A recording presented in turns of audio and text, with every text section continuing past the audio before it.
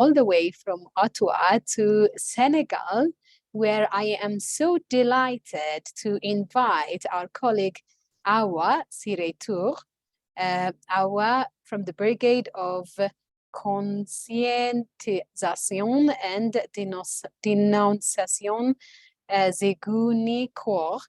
Awa is an amazing leader.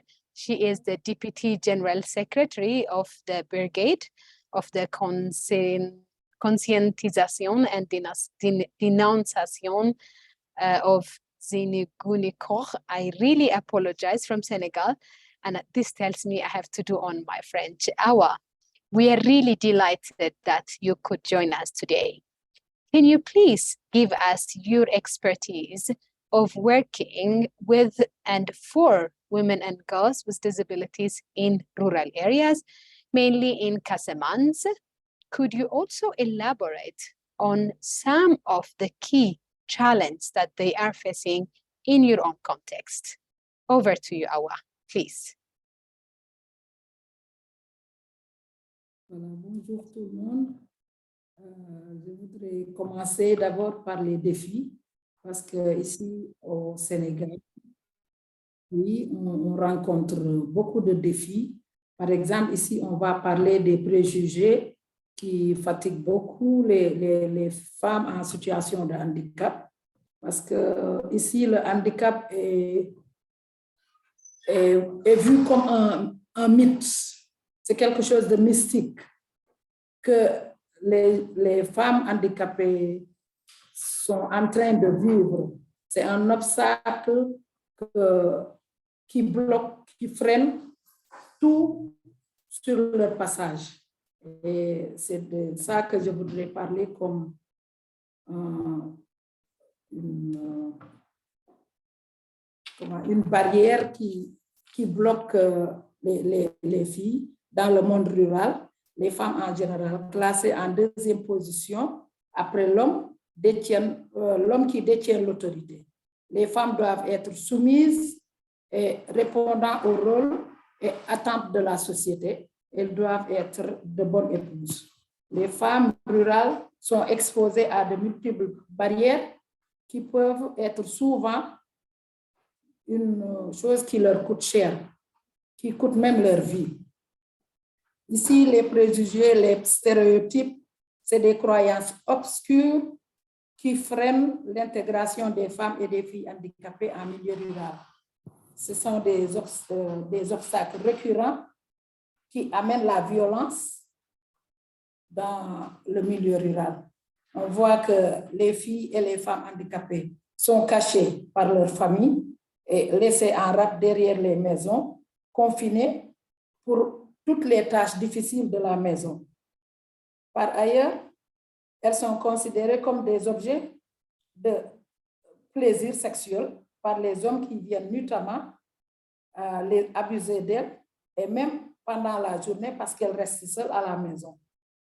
Les filles et femmes handicapées sont tellement marginalisées qu'elles n'ont pas le droit à la parole dans les instances de décision familiale. Et tellement marginalisées que quand il y a un événement dans le village, tout le monde s'en va, les laissant seuls, à la proie de certains hommes méchants qui viennent abuser d'elles, les violenter et leur faire du mal. C'est de ces préjugés-là que je voudrais parler pour qu'au moins on ait quelque chose ensemble pour lutter et imposer leur intégration dans la société. Parce qu'elles sont des personnes à part égale de la société qui doivent répondre aux tâches de la société et équitablement être dans la société et faire quelque chose de bien. Merci. Pour nos expériences, nous, par exemple, nous avons beaucoup travaillé sur la socialisation. Avec l'UROF, l'Union régionale des personnes en situation de handicap, nous avons fait des tournées et beaucoup de sensibilisation dans les familles parce qu'on a on va avec les OSC des associations, des organisations socio-culturelles, là où il y a des jeunes qui vont dénicher les filles handicapées et nous, on va voir leur famille et leur parler, essayer de les sensibiliser, et les familles et les communautés, pour que ces enfants ou filles handicapées soient identifiés et essayer de leur chercher des états civils parce que, étant donné qu'on ne les considère pas, donc on ne leur cherche pas des états civils. Et nous, on vient parler à la famille pour que ces enfants-là aient des pièces d'état civil, soient envoyés à l'école et que dans les décisions familiales, qu'on les intègre également dans ces prises de décision. Oui. Et nous aussi, on a vu que quand on appelle en général, dans les débats, c'est les filles, c'est les femmes, les mères des enfants qui viennent, les mères des filles handicapées qui viennent souvent. Alors, on a cherché une stratégie, chercher des hommes champions pour que ces derniers puissent parler aux autres hommes, pour que tout le monde soit dans le bain et participe au changement que l'on veut dans la socialisation.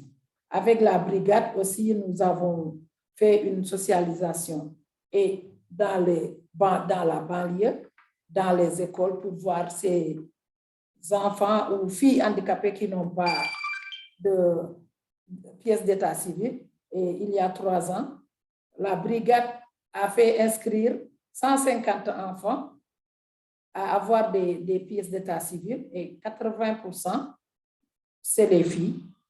Donc, on est là, la brigade est là pour lutter pour que toutes les filles aient d'abord leur pièce d'état civil, soit aussi dans les écoles et que toutes ces mythes-là soient éradiqués de la société pour que tout le monde soit au même pied d'égalité. Et on renforcer aussi le vivre ensemble et aussi impliquer toutes les femmes à la participation pleine de la société. Merci.